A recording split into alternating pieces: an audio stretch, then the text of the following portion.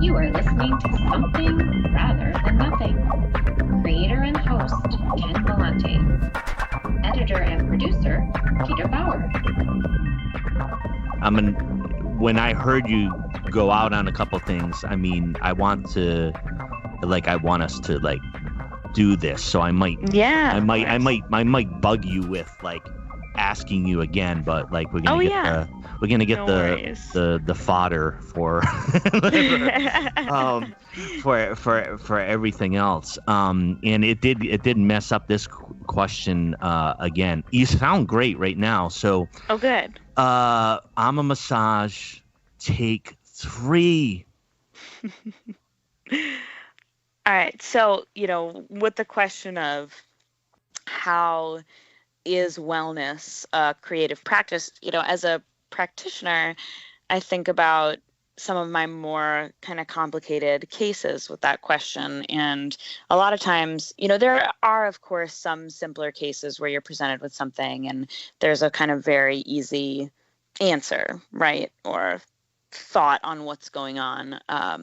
But sometimes, we're very dynamic beings and our bodies are complicated, our minds are complicated. How that whole show is going on is an incredibly complex process. And as a practitioner, that becomes creative in terms of, okay, how do I kind of solve the mystery of what's being presented to me? If you're developing a treatment plan or making an assessment, there's a process of fitting those pieces together to get to that end place that you're trying to get to. But if your mind is too rigid and you're not able to think kind of outside what's right in front of you and figure out what questions to ask, your client or the person you're working with to get to that next space, that's going to be a difficult time. And I think in essence, even with a doctor, any kind of wellness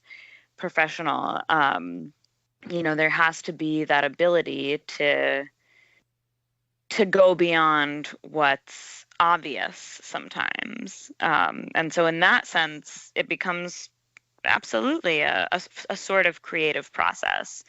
And then the second piece of that, is there's this whole kind of meeting the client where they're at, right?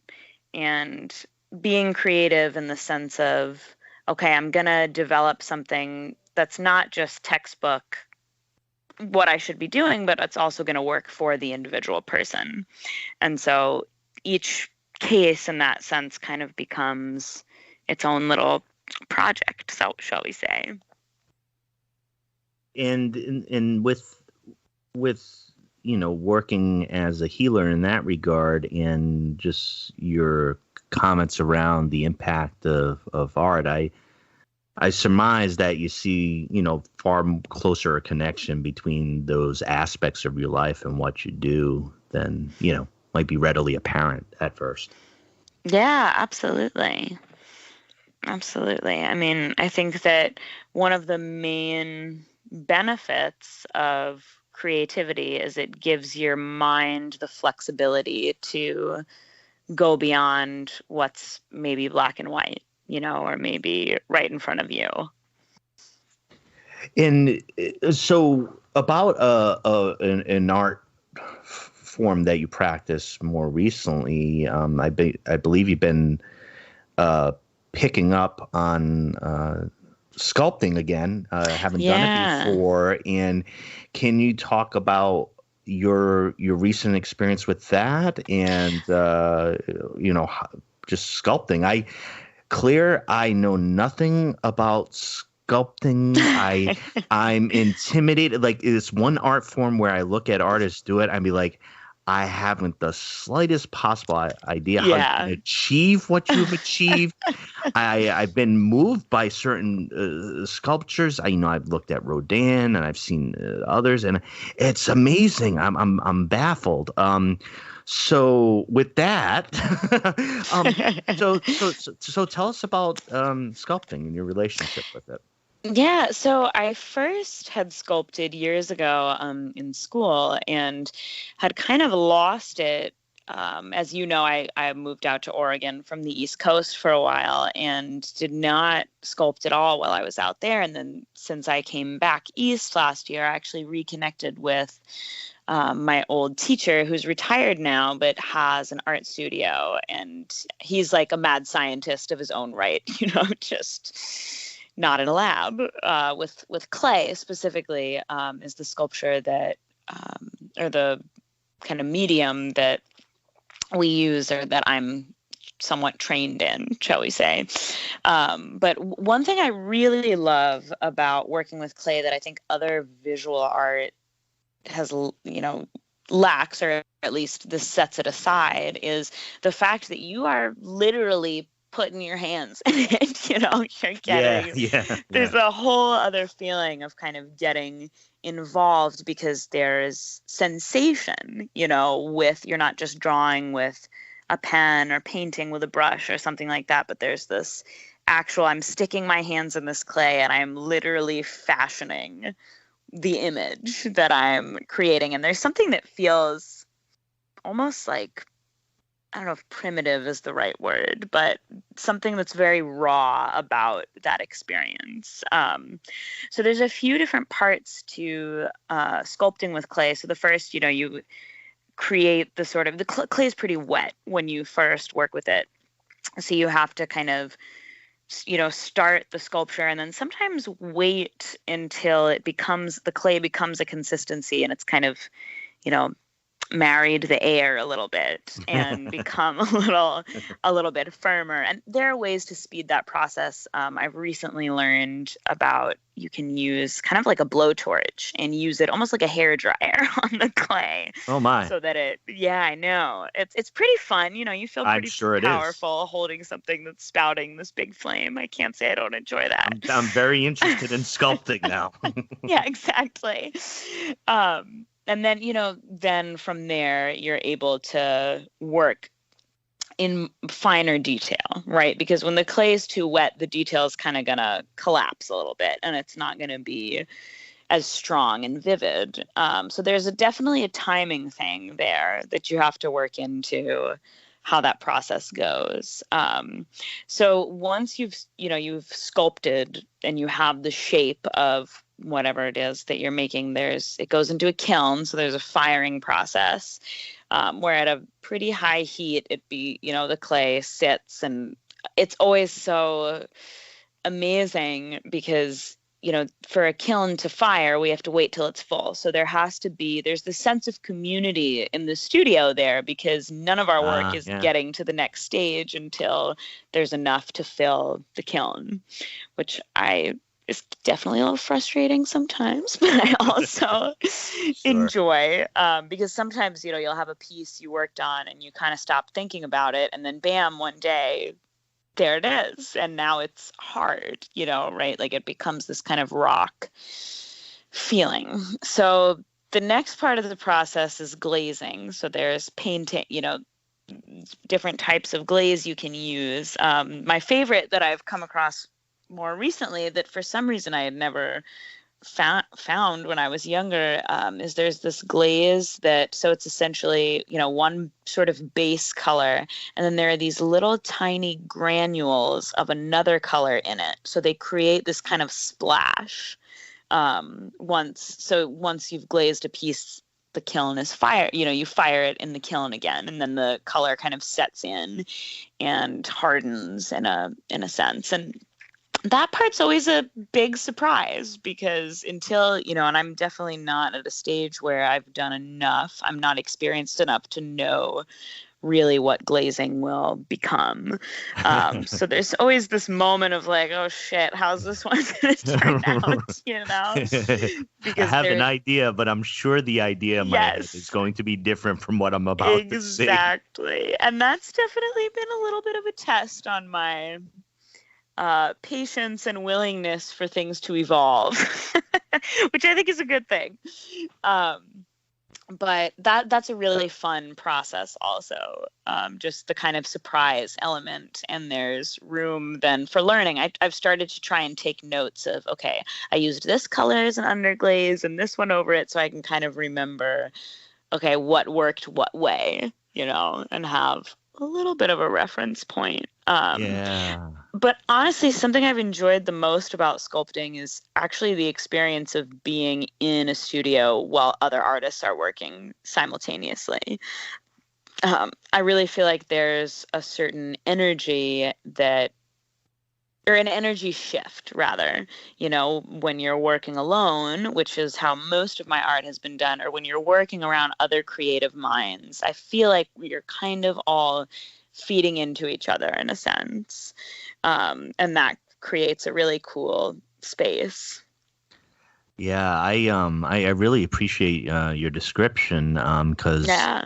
you certainly bring out the elements of community. The process itself sounds like there are components that demand patience and openness to the unexpected that sound Right. almost meditative. And I've seen certain arts more closely connected, I think, to a more meditative process, or a kind of like there's some sort of attempt towards harmony, such as like Japanese flower arranging ikebana, which has like layers of heaven, layers of like earth and like water and ocean, and just general concepts that you tried to build into things. But the way that you build it, it's definitely has some freedom, but it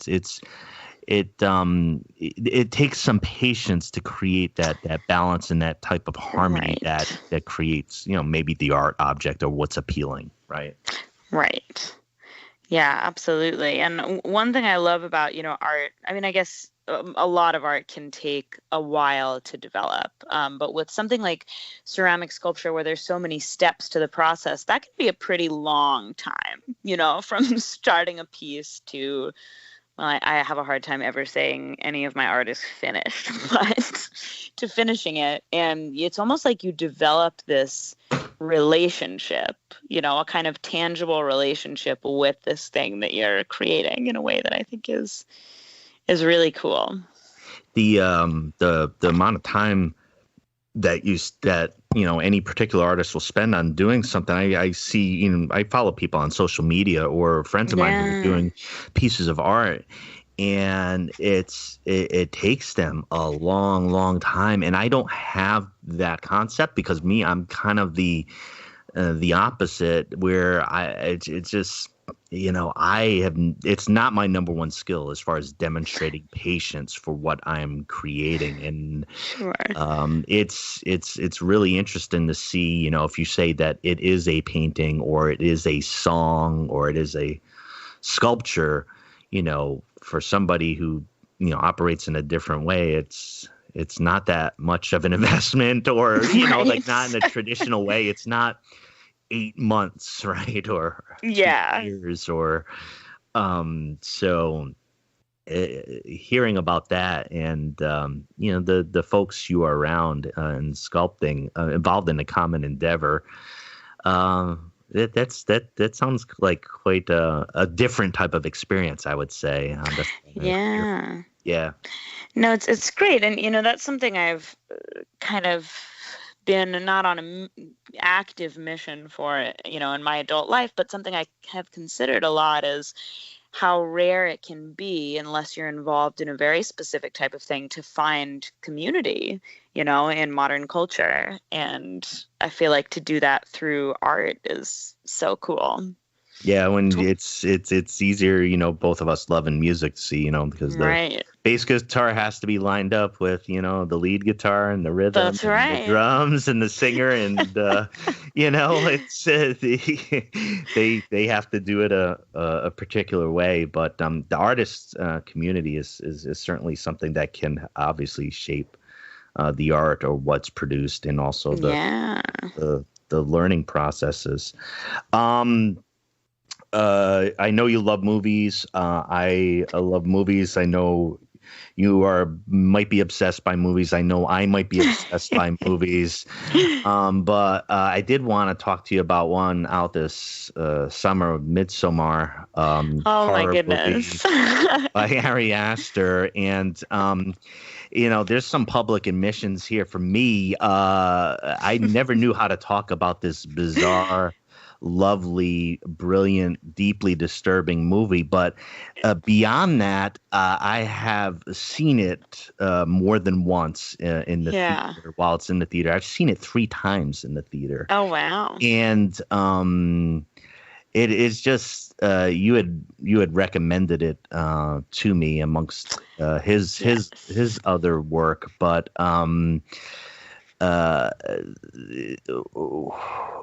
what do you think of it? Well, I was about to say, I was wondering what that next question was going to be, because I'm like, I don't know how what do to you do. begin to tackle I don't know what this this. one. I'm gonna be like, are you familiar with this thing at all? Or, I don't know how do you talk? Wait, what kind of movie is it? Okay, here's a question. Let's guide it. Okay. It's been described in 3 different ways that I've seen. One is Wizard of Oz for perverts. The other is a surreal breakup movie, and the third is quite simply a dark comedy. Those are the 3 ways it's been described. Okay. Which one is it? Well, I'm gonna veto the first one. The reason being that I can find something like that perverted, and maybe that's a play on who I am, or who we are as people that are enjoying this film. But I thought that the sort of shockingness of it and the disturbing content was not done in a way that was just for shock value, shall we say. Right, I feel sure. like that just but it really drives the nail in the coffin. You know what I mean? I mean, that's an intense way to present. Well, I'm still a little bit up in the air about what exactly this movie was trying to present. But I have my speculation. But I definitely thought there was an immensely comedic element to it that I absolutely adored. It was similar a little bit to me. I don't know if you saw the film Get Out that was released a few years back. But also incredibly horrific and disturbing, especially because it's a little more, societally relevant in some really awful ways. But I think that the comedy in that too, and the ability to create that sense in a film that's so disturbing it's a wonderfully twisted and just fabulous thing to achieve. But with Midsommar specifically, I felt one of the reasons it was so funny is because there were a lot of really hysterical moments. I'm not talking about hysterically funny, like hysterical people having hysterical meltdowns or experiences or whatever. And I feel like that just represented a really true part of human experience. That can happen, and it could be so unwieldy, and you have this kind of reaction. I watched it, so I had the first time I watched it through amongst in the theater, and I think what was very clear to me, if you could feel something that nobody said, was that it was improper to laugh at this movie. It felt so heavy. Dirty. It felt so wrong to laugh at it, but at the same point, it was just so overwhelmingly funny at points. I mean, it's at points. Emphasis on at points. At points. And so what's happened the next times that I've seen it, I've relegated myself that I am going to laugh out loud at the funniest parts because they are funny, and that's what I should be doing. But meanwhile, during that time, I am the only person laughing in the theater because most people are seeing it for the first time, I believe. Right. So. And just horrified at you, and now you're on about 10 watch lists in the local area. That's okay. I know for sure that people were unsettled by the laughing at points, but hey, I pay the same ticket price. Exactly. as everybody else does. You get to have your experience. I think it's a surreal breakup movie. The director talks about it in that way. I think it's like to explain the whole type of thing. I think that's there. I saw pieces where the facial expressions of the lead actress. I'm forgetting her name right now, but she does some that were just overtly like Dorothy in The Wizard of Oz. That I think that's where the connection was, that she made these faces that were definitely a tip of the hat to The Wizard of Oz. But I mean, I don't know how far to to go with all that, but I found it to be just kind of one of a kind, and the acting within it, the set design, the beauty of the scenery, and yet I almost expected for the entire movie for Hunter S. Thompson to come out of the woods and to join what was going on there. I don't know if you had that impression, but I sure as had when I thought. I'm like, I think Hunter S. Thompson is going to be entering this movie soon. I would have loved to read the Gonzo journalism account of his experience if he were to be there. If you or I should try to write it and see. See what we come up with. And see what we come up with. So for your acts of creativity, like if we jump back to sculpting for just a tiny bit, are you trying to create something specifically? I mean, is there a project you're like, I'd like to make this? Sure.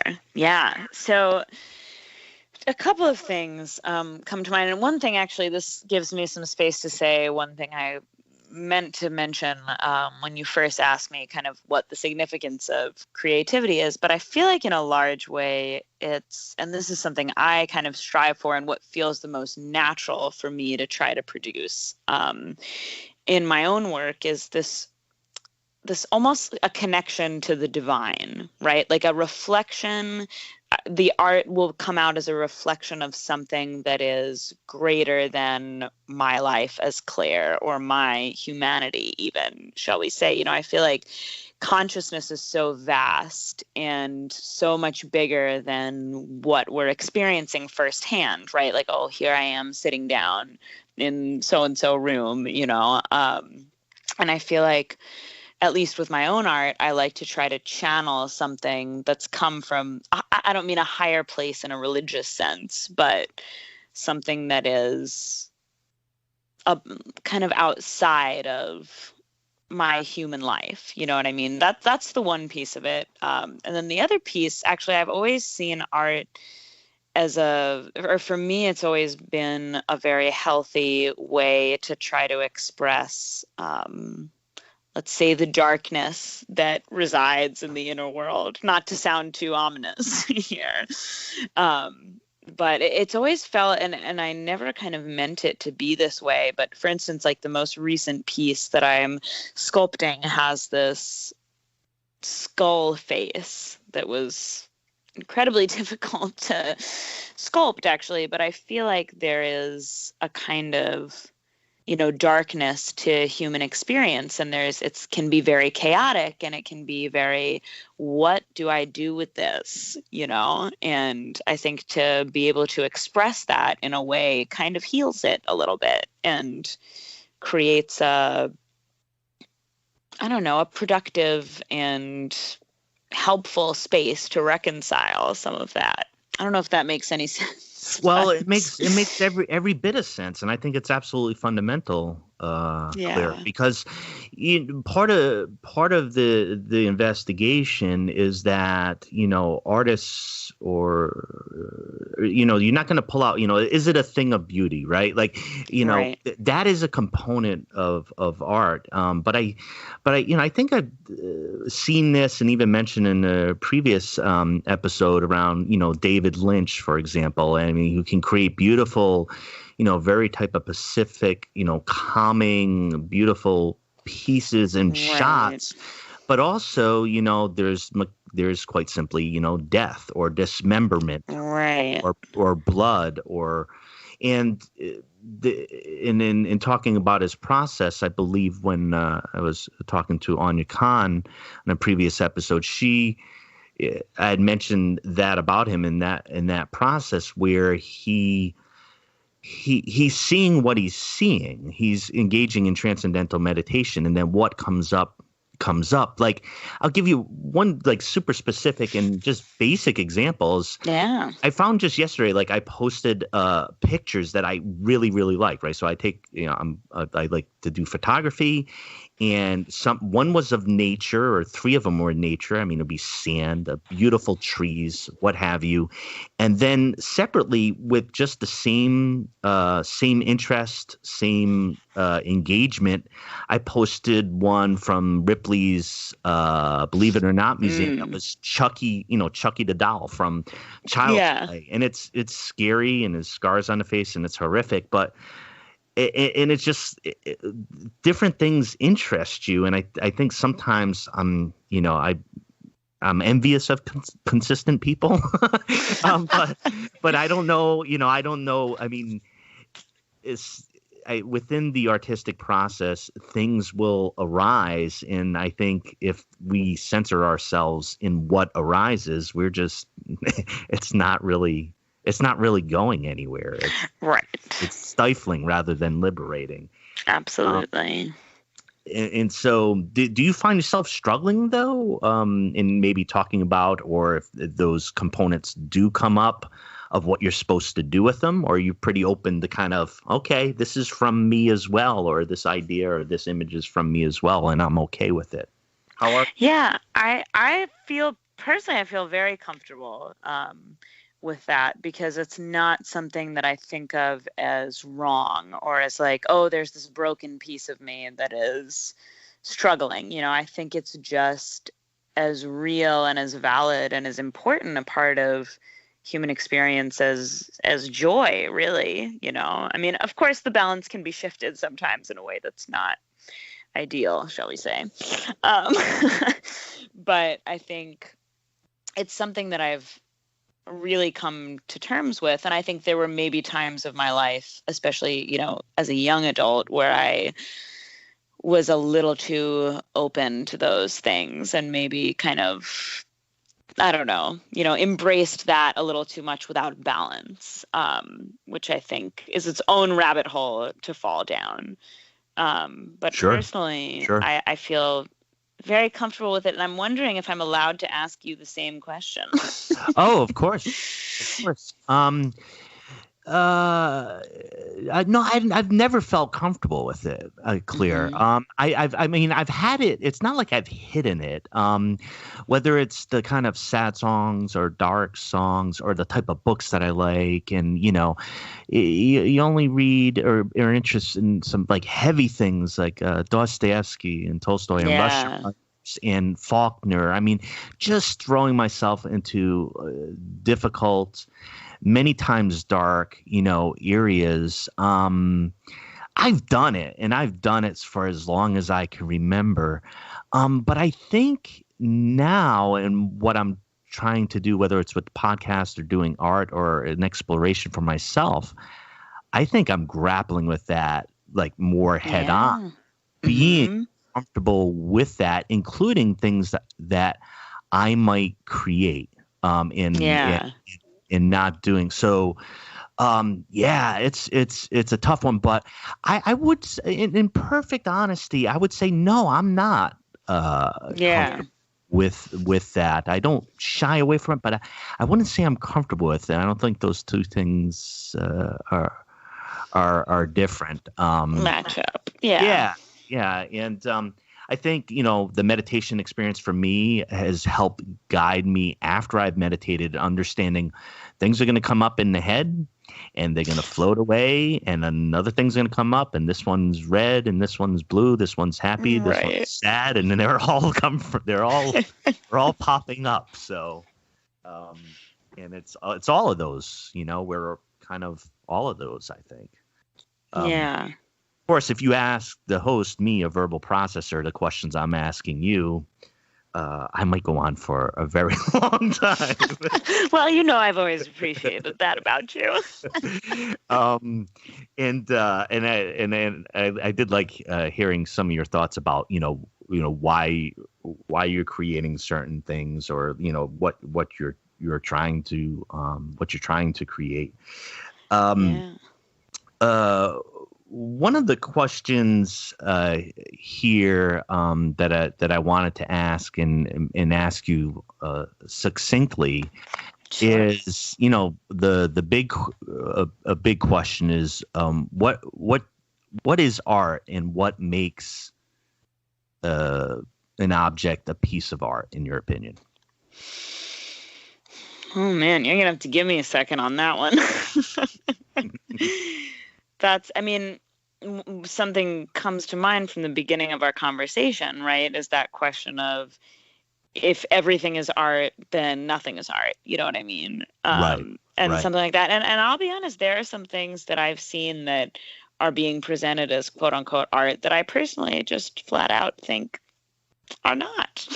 Sure. And maybe this isn't always a clear answer, and there's a little bit of room for subjective interpretation. But something I think about is, if there's a piece of art and it's evident that somebody kind of put something into it that was meaningful, or that was actually trying to get at something and is reflecting something, then that is art, and but I think something we see a lot, especially with certain modern music, is there's this kind of regurgitation and this almost monotony, to some things that are being created that don't feel as artistic to me, like some of the stuff you hear on the radio nowadays, not to talk hatefully, about anything, but I feel like, there has to be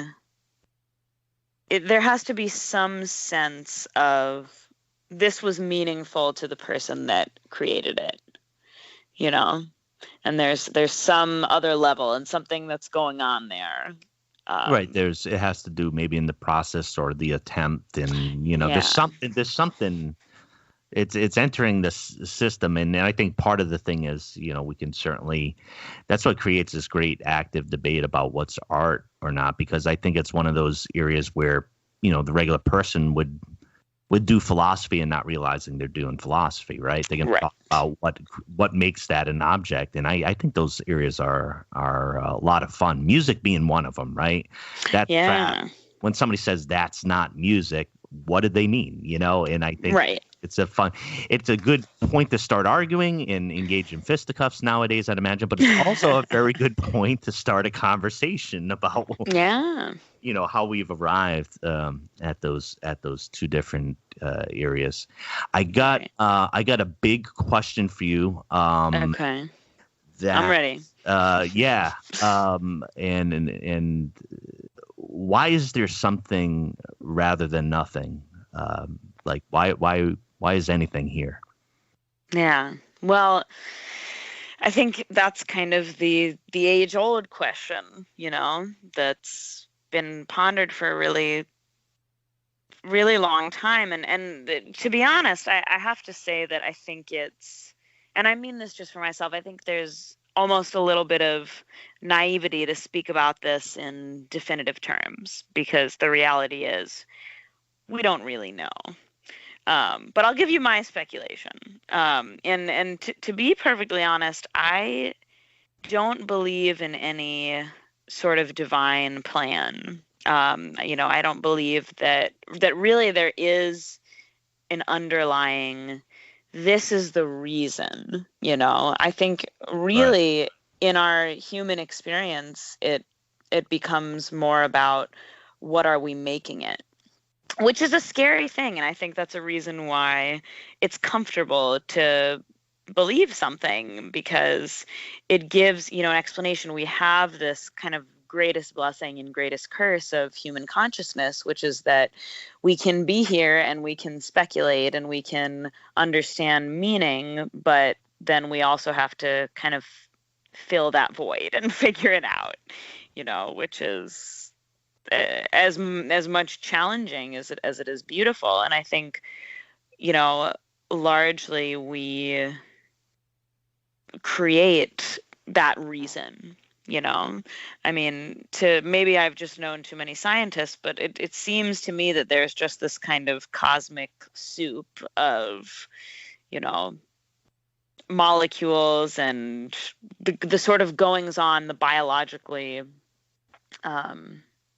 present side of things that's just kind of come together in this perfect way. And I don't really have any reason or foundation to say, okay, this is why. I just don't feel like I do, but I think that we can create that meaning in our own lives, which is liberating. I don't think it's a little scary because then there's not so much of a compass, and you kind of have to create that path. But I think it really becomes a very individual thing.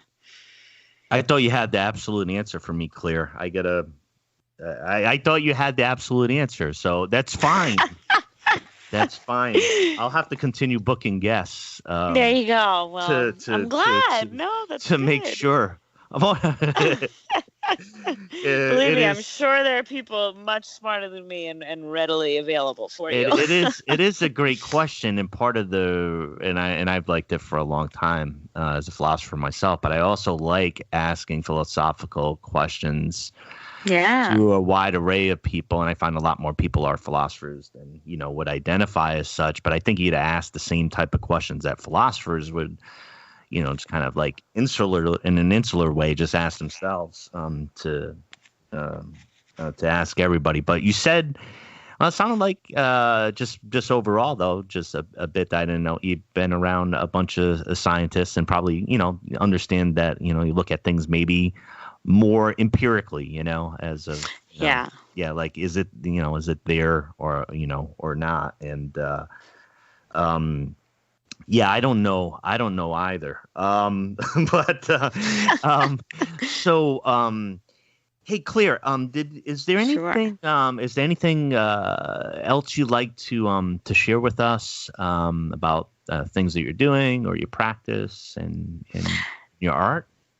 Yeah, sure. I mean, well, in terms of art, it's been mostly something for myself so far. I'm not going to tell you, oh, here's my Instagram handle with my with all my latest sculpture. But I will kind of share just kind of what I'm doing where. I've been working. So now I'm back in the Boston area, and the sculptor I'm working with is Gregory Steinsick. And he, was my teacher, and he has a studio in Newton, Massachusetts, which is very close to Boston.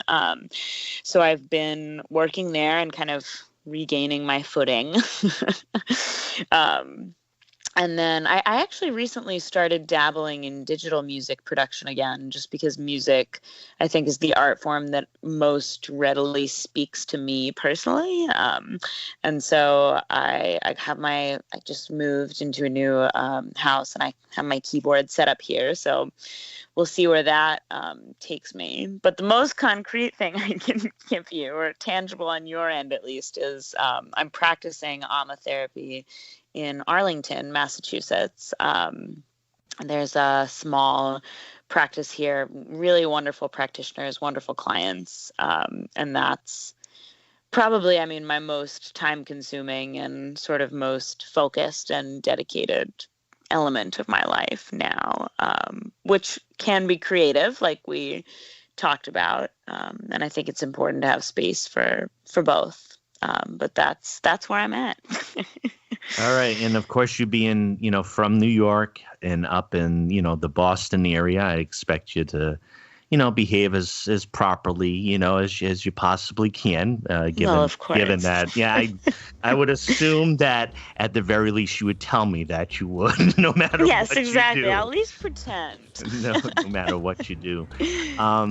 Thank you so much for your time, Claire. Everybody's Claire Papoulis, and it's been great to talk to you and just kind of learn more and have a chance to chat about art and life. Thank you so much. Yeah, thank you, Ken. It's always a pleasure to explore these things with you. So thank you. All right. Bye, Claire. Bye.